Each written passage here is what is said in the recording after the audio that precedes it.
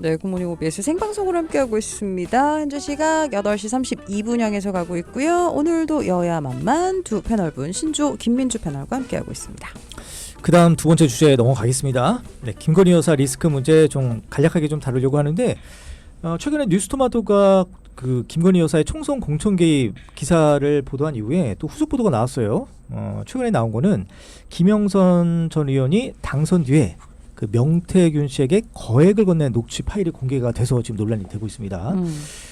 당시에 좀 그 간략하게 이걸 좀 얘기해 드릴까요? 약간 시간이 걸릴 것 네, 같은데. 아니 근데 그 명태균이라는 네. 사람이 누구예요? 그러니까 경남 지역을 기반으로 두고 있는 여론조사 업체를 꾸려주셨던 분이죠. 그리고 일각에서는 뭐 주술인, 뭐 역술가 이런 얘기가 있는데 사실은 그거는 아니라고 하고요. 대단히 예. 책사로 되게 유명하다고 해요. 그래서 그 지역에 있는 분들은 그분들을 한 분씩 좀 접촉을 했고 실제로 이분이 보니까 국민의힘 민주당 다들 좀 이렇게 컨설팅을 하셨더라고요. 그래서 그 한 목소리로 얘기하는 게 좀 남다른 관점에서 정치를 어떻게 해야 될지 이런 거를 좀 조언하더라. 이런 긍정적인 얘기도 많고. 아니, 두 분은 원래 아셨어요? 이 맞아. 인물에 궁금하다. 대해서? 예. 김민주 패널은? 저는 사실은 뭐 그 국민의힘 계열의 분이어서 이번에 처음 듣습니다. 우리 예, 신조 예. 패널은 어때요? 말씀은 들은 적은 있습니다. 있어요. 있는데 어. 평이 그렇게 좋지 않아요. 정치 브로커입니다. 그냥. 그래요? 컨설턴트가 아니에요, 이분은. 아. 정치 브로커고 예. 과대망상증, 허언증 걸린 분이라는 얘기를 많이 들었습니다. 이거는 그냥 전원으로 들었고 네, 네. 예, 신조 제가 부대변인 확인한 건 아닙니다. 개인 의견이라는 네, 네. 거 말씀을 좀 근데 드리겠습니다. 그동안은 좀 입김은 확실히 있었던 것 같긴 합니다. 지금 그러니까 그 나온 얘기 입김의 들어보면. 강도가 이분이 주장하는 강도와 다른 사람들이 볼 때 객관적으로 바라보는 강도가 달라요. 그러니까 이분은 자기가 뭐 김건희 여사랑도 뭐 통화하고 뭐 대통령이랑도 뭐 가깝고 이런 얘기를 하는데 예. 이런 얘기 저도 할 수 있거든요. 네. 근데 남들이 볼 때 너무 허무맹랑한 얘기니까 안 믿는 경향이 좀 있죠. 예. 근데 이제 김영선 의원 것만 가지고 좀 얘기를 하는데 이게 딱 두 가지예요. 그러니까 약간 좀 많은 분들이 좀 헷갈려 하시는 게 당시에 뉴스토마토 기사가 처음 나왔을 때 이 공천 과정에 개입했다는 얘기가 두 개예요. 그러니까 올해 지난 4월 10일 총선 그거 그리고 2022년 6월 1일 보궐선거 때 보궐선거. 네, 그때는 네. 이제 김영선 의원이 당선이 됐거든요. 네. 그게 바로 지금 문제가 되고 있는 거잖아요. 네. 그래서 최근에 이 보도에 나온 거에 따르면 김영선 의원이 그 국회의원 세비가 한 거의 1억 원 되잖아요. 그죠? 그러니까 그거에 연애 좀 더 되죠. 더 되죠. 더 돼요, 그래요? 더 돼요. 그러시구나. 예. 그래서 그거를 이른바 반띵을 해서 곧바로 네. 명태균 씨에게 준다는 그런 녹취 파일이 네. 공개가 됐습니다. 네. 근데 이런 게 사실 저 김민주 부대변인님은 뭐 보좌관 생활도 많이 하시고 이런 경우가 있어요? 처음 듣습니다. 사실은 왜냐하면 그 반대로 그 뭐 이제 무급 보좌 직원을 이제 들 수밖에 없는 경우 예. 십시일반으로 돈을 걷어서 그분의 급여를 준다거나 예. 아니면 소수 정당이 의원부터 해서 보좌진 급여를 일부 반띵해서 소수 정당의 당직자들한테 주는 거였는데 예. 지금 최근의 문화는 절대 그렇게 할 수 없습니다. 문제가 생기기 때문에 그렇게 하지 않거든요. 예. 근데 이거 녹취를 들어보니까 아예 현금으로 찾아서 주라고 하고 뭐 반띵 얘기가 나오고 근데 김영선이란 분이 뭐 그냥 초선 의원도 아니시고 그래도 국회의원 몇 번 하신 분이 맞아요. 다선 의원이죠. 이런 거를 지시하고 현금 입금 처리되는 것도 얘기할 정도면 이건 그냥 넘어가기는 좀 어려운 문제 아닌가. 그러니까, 하나만 더 말씀드리면 당시에 그 창원 의창에 연고가 없었던 김영선 의원을 그야말로 시체말로 꽂아주고 당선을 시켜준 대가로 바로 세비 반띵을 받았다는 게 이제 의혹이잖아요. 그래서 이게 그 예를 들어서 컨설팅 비용이라면 다 저 회계 처리하면 되거든요. 근데 그게 아니라 현금으로 갖다 주라는 거는 누가 보더라도 이건 심각한 좀 문제가 있고 저는 이게 왜 이런 일이 나왔을까? 이거는 그 김건희 여사가 저희가 듣기로는 대선 과정에서도 뭐 캠프에 여러 가지 관여하면서 뭐 그런 문제들이 잡음이 있었고 그것이 그대로 서울의 소리에도 아마 녹취로 나온 적도 있었잖아요. 예.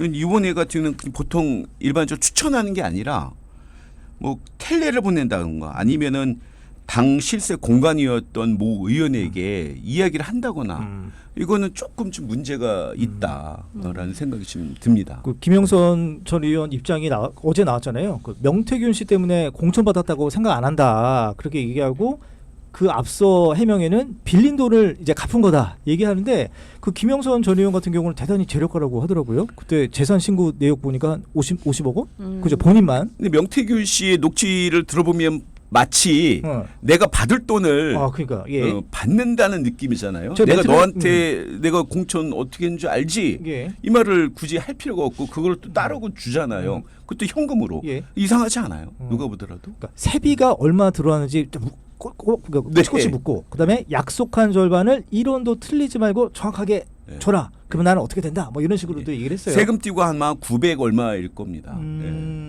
그렇군요. 예. 알겠습니다. 근데 여튼 그 힘의 균형 자체가 이게 통화 내용을 보면 명태균 씨보다 김영선 의원이 훨씬 명태균 씨가 훨씬 김영선 높아요. 의원의 이 비서하고 하는 녹취를 들어보면 굉장히 쩔쩔매더라고요. 명태균 씨. 요거를 말씀드려야 되겠네. 이거를 제보하신 분이 그러니까 이거 어떻게 공개가 된 거예요? 뉴스토마토의 그 알파벳 E라고 칭해지는 사람인데 이분이 원래는 명태균 씨랑 되게 가까웠다고 하죠. 그런데 명태균 씨가 김영선 의원이 당선이 되고 나서 이 사람 일 잘하니까 한번 써보시라 하면서 그 회계 담당자로 김영선 전 의원 밑에서 일하게 됩니다. 그래서 최근에 명태균 씨랑 사이가 틀어지면서 이거를 언론사에 제보한 걸로 이제 알려지고 있는데 저 신주부 대변인님, 그럼 이른바 뭐 언론에서는 명태균 게이트 이런 표현을 쓰잖아요. 근데 이 명태균 게이트의 본질이 뭡니까? 저는 게이트라고 생각 안 합니다. 이거는 그냥 김영선 의원, 명태균 씨 두 분 간의 일종의 해프닝으로 끝나고 두 분 간에 있었던 법률 위반을 저희가 판단하면 될 문제지, 명태균 게이트라고 한다면 마치 영부인이 공천 개입한 것처럼 비춰지고 예. 그 영부인의 뭐 문자나 이런 것들로 말미암아서 굉장히 사태가 커져서 마치 이준석 전 대표도 여기에 연루가 되어 있는 예. 듯한 그런 뉘앙스까지는 풍기는 거 아니겠습니까? 예. 근데 저는 그런 건 전혀 아니라고 봐요. 예. 이건 그냥 단순히 약간 그 김영선 의원이 이번에 하기 전에 4선이었거든요. 예. 그러니까 5선을 노렸던 노회한 정치인이 이 정치 브로커한테 속아가지고 이 사건이 발생한 해프닝입니다. 이거는 저는 게이트라고 생각하지가 않아요. 예. 그러니까 김건희 여사가 뭐 이런 텔레그램 뭐 문자를 보냈다라고 했는데 그 공개가 안 됐잖아요 지금. 예. 네네. 뉴스 토마토도 단독이라고는 하지만 다 전해 들은 걸 토대로 지금 기사를 쓰는 거예요. 예. 근데 그 비서 이 씨라고 하는 분이 예. 뉴스 토마토에만 줬겠습니까? 제가 듣기로는 다른 데도 줬다고 들었어요. 근데 다른 언론사에서는 왜 이거를 굳이 단독이라는 타이틀을 달아서 보도를 안 했느냐? 기사 가치가 없다. 크로스 체킹이 안 되는 겁니다. 일방적인 주장을 어떻게 믿고 합니까? 근데 지금 뉴스토마토 인터넷 언론사가 이런 식의 취재 행태를 보면 안 돼요. 지금 마치 막 계속해서 영부인이랑 뭐 명태균 씨랑 뭐가 있는 것처럼 오도하고 있고 예. 여기에 이준석 전 대표까지도 포함된 것처럼 계속해서 말하고 있는데 명확한 정황이나 증거를 못 내놓잖아요 지금. 그러면 김민주 부대변인님, 근데 아까도 말씀드렸지만 명태균 씨와 김영선 전 의원 간의 어떤 말하는 거 보면 명태균 씨의 더 힘의 의의가 더 느껴지는데, 아니 그 지역에서 그래도 뭐 지역 유지라고는 해도 뭔가 자신이 뒷배가 있기 때문에 이렇게 좌지우지하는 거 아닙니까? 그래서 일각에서는 그 김건희 여사를 백을 믿고 호가호위하는 게 아니냐 이런 주장도 있어요. 일단 추측입니다. 예. 그러니까 이제 이런 사건들, 예를 들어서 명태균 씨의 뭐 이런 사건들, 김영선이라는 다선 의원이 속아 넘어갈 수밖에 없었던 그 당시에 국민의힘의 공천 분위기, 그리고 그 원인을 제공한 거는 역시 저는 김건희 여사의 과도한 정치 행보가 이유가 있다라고 봐요. 예. 그 지금 김건희 여사로부터 시작된 여러 가지 문제점들이 굉장히 많지 않습니까? 어제 뭐 최재형 목사 수심이 건부터 해서 뭐 이종호 씨가 개입된 그 수사 외압 사건부터 해서 한두 가지가 아니거든요. 관저공사 문제도 예. 있고. 예. 그래서 이런 모든 것들이 그 김건희 여사로 자꾸 이 결부되는 거에 대해서는 대통령실과 그 김건희 여사 스스로가 먼저 진솔한 사과하고 그다음에 좀 되돌아봐야 될 게 예. 필요하다. 이 명태균 씨가 실제로 뭐 사기꾼이라면 브로커라면 예. 이렇게 큰 소리치고 다선 의원인 김영선 의원마저 넘어갈 정도의 그 분위기라는 게 더 큰 문제다. 이런 생각을 지금 예. 해봅니다. 일단은 알겠습니다. 김건희 여사가 연관돼 있다는 직접적인 증거는 아직 공개되지 증거가 안 않았습니다. 나와요. 일단은 아무것도 안 없다는 나왔어요. 거는 예, 정확하게 예, 팩트 예. 말씀을 드립니다. 그러면 요거 다른 주제 넘어가기 전에 요거 하나만 더 짚을게요. 그 이른바 7불사 회동, 이제 개혁신당의 아까 이준석 의원 얘기가 나왔는데, 아니 그 거래 시도 자체를 했다라고 하면 이게 김영선 의원과 이제 그 뭐 비례 준회 만에 그것 때문에 만났다는 거 아니에요? 그럼 좀 문제가 되는 거 아닌가 싶기도 하고, 또 최근에 또 새벽 4시에 이 매화를 심었다. 뭐 이런 얘기도 나와요. 어떻게 보세요, 신조부 대변인님? 거기에 7불사에 새벽 1시에 가셔서 김영선 전 의원과 대화를 한 거 아닙니까? 이준석 대표가? 네. 대화를 하고 나서 나무를 심으면 새벽 4시가 얼추 맞겠죠. 그러네. 뭐 출발하기 직전 네, 시간이라고 시간, 공개하긴 네. 했습니다. 시간을 이렇게 네. 따라가 보면 새벽 4시에 심는 게 맞겠죠. 아니 근데 제가 끼어들면 네. 일각에서는 달빛이 비칠 때 매화를 심으면 뭔가 좀 더 기운을 받는다 이런 얘기도 있어요. 뭐 무속 그런 거잖아요. 네, 그렇죠. 근데 주술적으로. 제가 옛날에 이준석 대표한테 그런 얘기를 물어봤었어요. 예. 뭐 무속이나 뭐 사주 뭐 이런 거 있어 관심이 좀 있으시냐 어떻게 보시냐 물어봤더니 전혀 자기 그런 거 관심도 없고 저보고 믿냐 그래가지고 저는 뭐 재밌게 생각한다니까 그런 생각을 젊은 사람이 가지면 어떡하냐고 막 뭐라고 하셨거든요. 둘 다 뭐 나이는 비슷한 것 같은데. 전혀 말이 안 되는 거고 네. 무엇보다도 개혁신당에서도 김영선 의원이 비례 공천을 못 받았잖아요. 예. 이렇게 돼버리면은 명태균 씨가 뭐 명태균 게이트 이렇게까지 갈 문제가 아니고 예. 김영선 의원이 그냥 계속해서 공천을 받으려고 일종의 정치 공작을 벌였다 그렇게밖에 해석되지 않습니다. 저는. 예.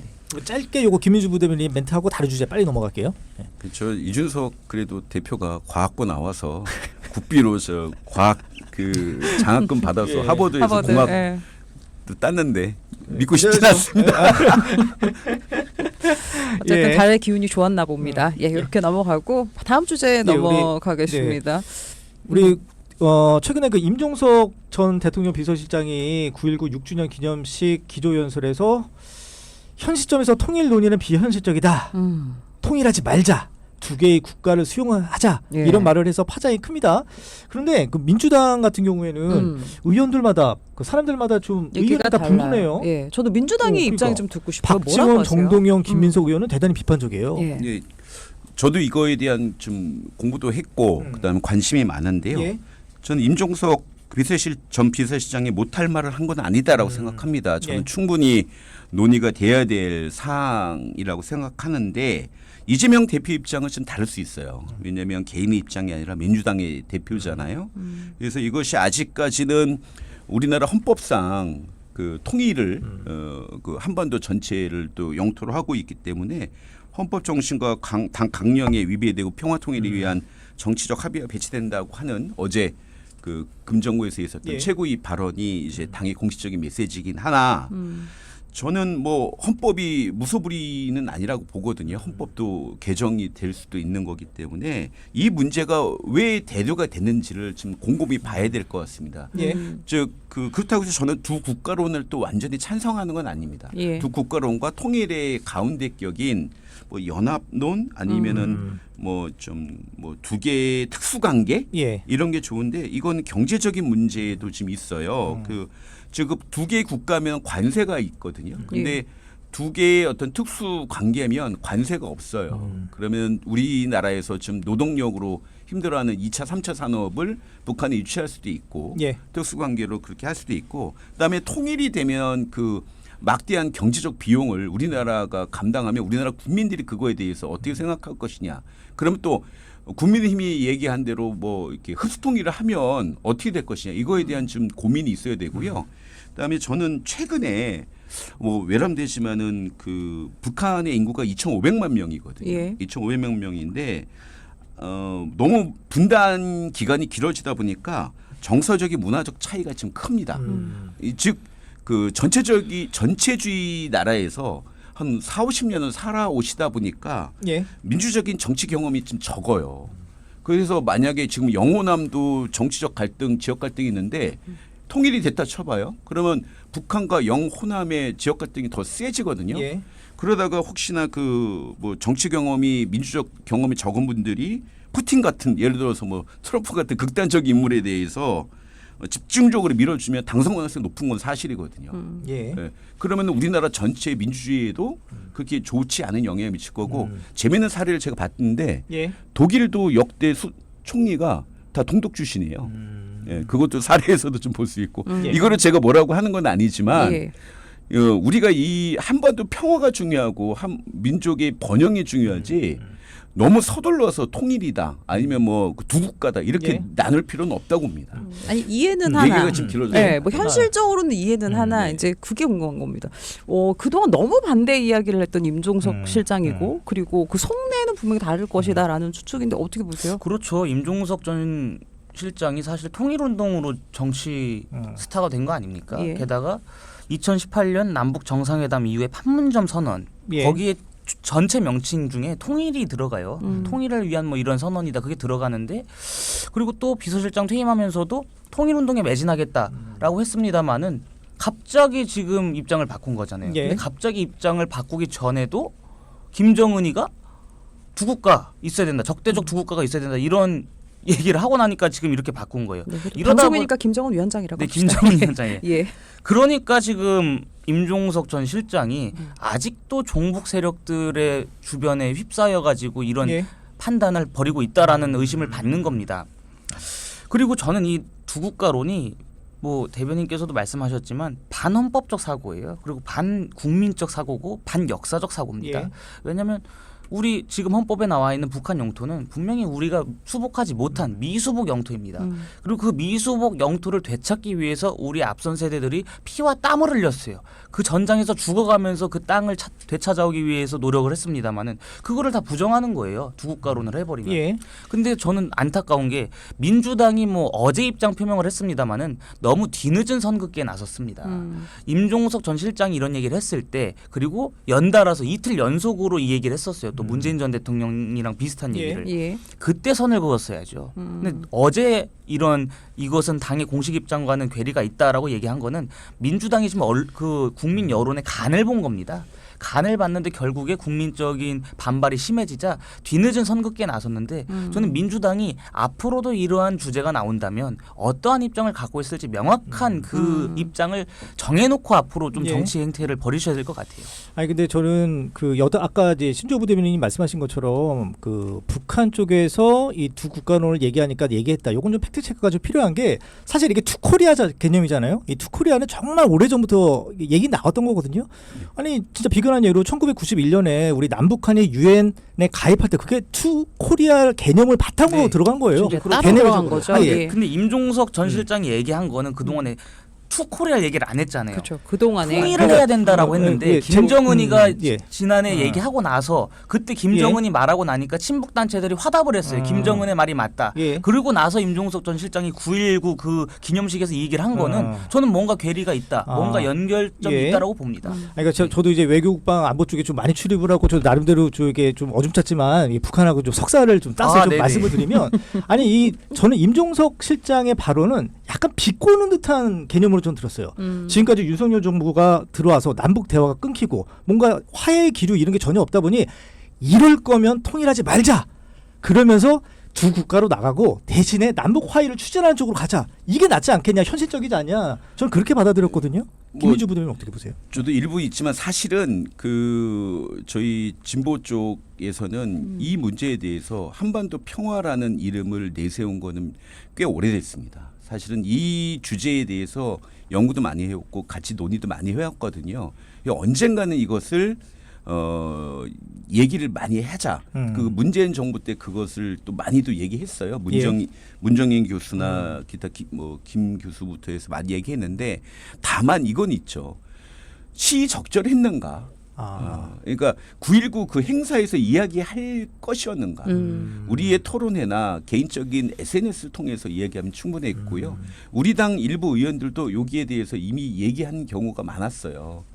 그리고는 임종석 전 실장이 개인적 정치적인 지금 잊혀진달까? 그것을 좀 잊혀지지 않기 위해서 좀 시기와 장소에 맞지 않는 것들을 한 것 같아요. 예. 예, 요새 정치인들이 그렇게 많이들 그러시더라고요. 네. 본인의 그러면 정치적 행보를 위해서 저는 약간 지금 그런 것도 있었던 거 아닌가 생각을 해봅니다. 본인이 통일 한반도 평화에 앞장서는 사람이다라는 것들을 좀 명확하게 하기 위한 거 아니었나. 예. 좀 시적절하진 않다. 네. 예, 알겠습니다. 알겠습니다. 시간이 없지만 짧게 예. 이 주제 하나만 더 갈게요. 이제 재보궐 선거가 10월 16일에 있을 예정인데 이제 두 분 패널은 뭐 휴일도 있고 그래서 아마 선거 전에는 나오시지 않을 것 같아서 이 주제로 마지막으로 좀 마무리하겠습니다. 이제 10월 16일 부산 금정구청장, 인천 강화군수, 전남 곡성군수, 그리고 영광군수 재보궐선거가 있는데 지금 국민의힘 같은 경우에는 금정구청장하고 강화군수 선거는 완전히 텃밭이잖아요. 네. 승리를 확신하십니까? 네, 승리 확신합니다. 저희. 네. 예. 여기서 예. 지금 강화군수 예. 같은 경우는 저희 당 출신의 안상수 전 예. 인천시장이 출마하셨는데 맞습니다. 사실 인천시장도 하시고 그러니까요. 다선도 하시고 체급이 예. 워낙 대통령도 높으시니까. 나가셨었잖아요. 맞아요. 저희 당 경선에. 예. 그런 분이 지금 갑자기 군수하겠다고 나서면 강화 국민들이 어떻게 바라보시겠습니까?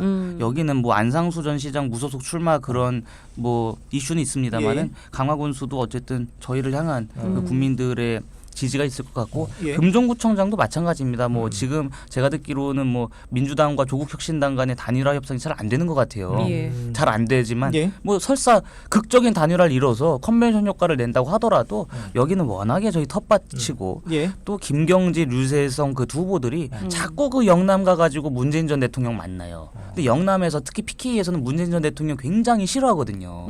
근데 지금 자꾸 문재인 전 대통령 예. 만나고 그 사진을 공개적으로 그 포스터에 쓰고 하니까 저는 거기서 이분들이 지금까지 보여온 것 때문에 더 안 좋은 평가를 받을 것이다. 예. 이 두 곳은 저희가 확실하게 압도적 승리할 거라고 봅니다. 네. 뭐 김민주- 민주당은 예. 예. 지금 전남 곡성군수, 영광군수. 근데 조국혁신당하고 기싸움이 심합니다. 그러니까 정성래 의원 예. 발언도 있었고요. 예.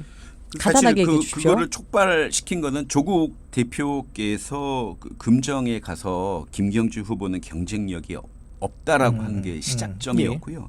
이거에 불을 세게 붙인 거는 며칠 전에 이제 황현선 조국 혁신당의 사무총장께서 호남의 민주당은 국힘. 예. 호남의 국힘이다, 기득권 토정당이다. 예. 근데 본인도 민주당의 당직자도 하셨고 민주당으로 출마도 2번 하신 걸로 알고 있는데 예. 이거는 민주당에 대해서 뭐라고 하는 게 아니라 민주당을 지지해왔던 호남에 대해서 모욕을 준 거거든요. 그래서 본인이 글을 고치긴 하셨는데 그래서 좀 과열을 시키고 있다. 사실은 이렇게 과열될 선거가 아닌데 좀 아쉽다라는 생각은 듭니다. 뭐 선거가 끝나서 뭐 털어버릴 수는 있겠습니다만은 뭐 좀 이렇게까지 과열시키는 게 소수당 입장에서는 이 선거 전략상 유리하다고 예. 볼 수는 있겠지만 좀 서운하다 이렇게 좀 말씀드리고 싶어요. 네. 야, 이게 군수 선거에 이렇게 양당이 뭐 지도부끼리 막 그 갈등을 비치는 것도 뭐 한 달 살이 지금 장난 예. 아닙니다. 네. 예, 뭐 한준호 최고위원도 영광에서 지금 한 달 살이 들어가서 네. 예. 하고 민주당도 그래요? 예, 이현주 최고위원도 지금 예. 부산에서 아 그렇구나. 예, 예, 한 달 살이 그러니까 들어갔어요. 조국 대표가 전 되게 무례하다고 봅니다.